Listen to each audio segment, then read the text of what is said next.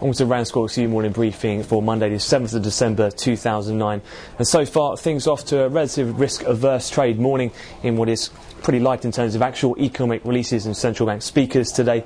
Grabbing the attention was a story in the Sunday Times in regards to Dubai, which stated that banks could face fresh fears over Dubai's situation, with question marks now being hung over Dubai Holding, and also that knock-on exposures it could have to potential UK banks HSBC and RBS named as touted lenders to Dubai Holding.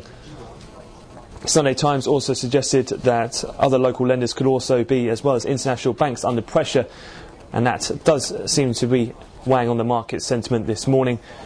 Between the two, that's Dubai Holding and Dubai World, who was in focus around 2 weeks ago.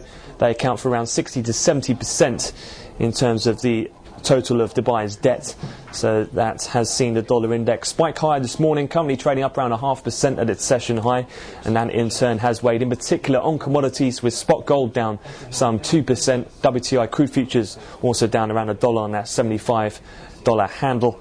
So at the moment, basic materials, oil and gas are underperforming, as well as financials on a sector basis in Europe, which sees the FTSE, CAC and DAX down around 1% margin.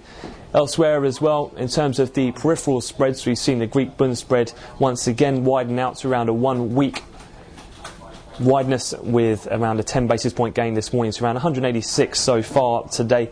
We have seen the German press, Der Spiegel, noting that the ECB will discuss Greece's public finances at its next meeting on December 17th, according to unidentified Bundesbank officials.